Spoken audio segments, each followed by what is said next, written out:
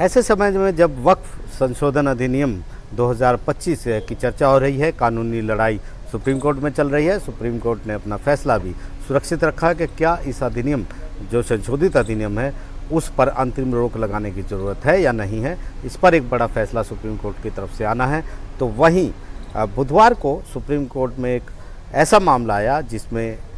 वक्फ board यहाँ पर पहुँचा था और उसने शादरा दिल्ली की एक संपत्ति जो है उस पर अपना दावा ठोका था और कहा था कि यहाँ पर एक तरह का गुरुद्वारा चल रहा है, लेकिन ये जो संपत्ति है ये वक्फ बोर्ड की है, इसलिए इस संपत्ति को सुप्रीम कोर्ट वक्फ बोर्ड को वापस दिलाए। करीब 50 साल से चल रही इस कानूनी लड़ाई का आखिरकार सुप्रीम कोर्ट ने निपटारा कर दिया है। और काफ़ी अहम बात है यहाँ पर, जब सुप्रीम कोर्ट ने वक्फ बोर्ड को कहा कि तथ्य और सबूत और गवाह ये साफ बताते हैं कि जिसे आप एक तरह का गुरुद्वारा कह रहे हैं वो पूरी तरह से गुरुद्वारा है जहाँ पर लोग पूजा पाठ करते हैं। इसके अलावा सुप्रीम कोर्ट में जस्टिस संजय करोल और जस्टिस सतीश चंद्र मिश्रा की बेंच ने ये भी कहा कि इस बात के भी सबूत है कि ये जो गुरुद्वारा है वो पार्टीशन के बाद आज़ादी के समय से वहाँ पर चल रहा है और ऐसे कोई सबूत नहीं है जिससे ये साबित होता हो कि वक्फ बाय यूज़र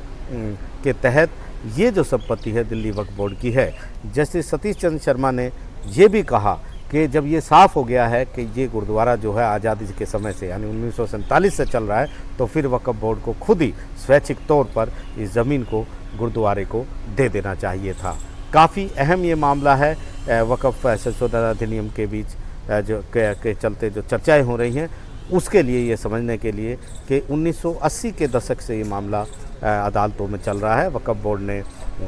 पहले निचली अदालत में संपर्क किया था और कहा था कि ये जो ज़मीन है ये वक्फ बोर्ड की है और वक्फ बाय यूज़र के तहत इस पर उसका हक बनता है। निचली अदालत ने अपने एक फ़ैसले में जो है वो ये मान लिया था कि ये वक्फ बोर्ड की ज़मीन है। हालांकि जो उस समय ज़मीन के मालिक थे हीरा सिंह, जो अब इस दुनिया में नहीं है, उनका ये कहना था कि ज़मीन उन्होंने मोहम्मद एहसान नाम के शख्स से ख़रीदी है और वक्फ बोर्ड का इससे कोई लेना देना नहीं है। अपीलीय कोर्ट में भी जो वक्फ बोर्ड है वो इस मामले में जीत गया, लेकिन जब ये मामला दिल्ली हाई कोर्ट में पहुंचा तो हाई कोर्ट में 2010 में एक अहम फैसला सुनाया और हाई कोर्ट ने इस फैसले में कहा कि वक्फ बोर्ड का मालिकाना हक इस ज़मीन पर नहीं बनता है। ये भी उन्होंने कहा कि जो वक्फ को लेकर जो एक फ़ैसला है, बहुत पुराना फ़ैसला, उसका उदाहरण दिया 1937 का लाहौर हाई कोर्ट का और कहा कि ये साबित नहीं होता है कि वक्फ बाय यूज़र अपनी मर्ज़ी से जो उपयोग कर रहे हैं वो इस ज़मीन को इस तरीके से नहीं दे सकते, बल्कि जो ये साबित करना ज़रूरी है कि जो मालिक हैं पुराने, उनकी भी यही इच्छा थी, ये उद्देश्य था, वो चाहते थे कि ये वक्फ बाय यूज़र को ज़मीन वक्फ को डोनेट कर दी जाए। तो काफ़ी अहम ये फ़ैसला था। इस फैसले के बाद जो वक्फ बोर्ड है वो 1 साल बाद सुप्रीम कोर्ट पहुंचा। करीब 12-13 साल से इस मामले में सुनवाई नहीं हुई थी और अब इस मामले की सुनवाई हुई और फैसला भी आ गया। जस्टिस संजय करोल और जस्टिस सतीश चंद्र शर्मा की पीठ ने सीधे तौर पर याचिकाकर्ता के वकील जो कह रहे थे कि वक्फ की ज़मीन है,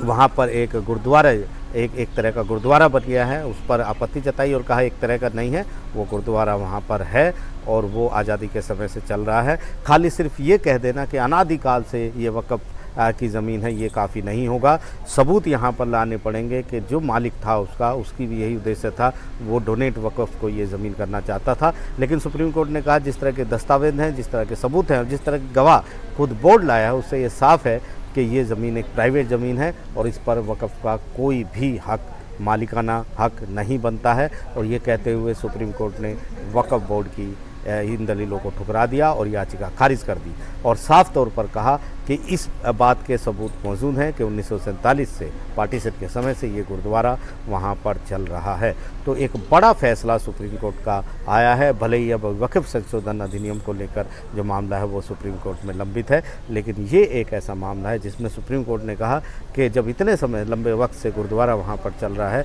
तो वक्फ बोर्ड को खुद ही अपना जो मालिकाना हक का जो दावा था उसे छोड़ देना चाहिए था और ये स्वैच्छिक तौर पर ये ज़मीन गुरुद्वारे को दे देनी चाहिए थी। नई दिल्ली से आशीष भार्गव, NDTV इंडिया।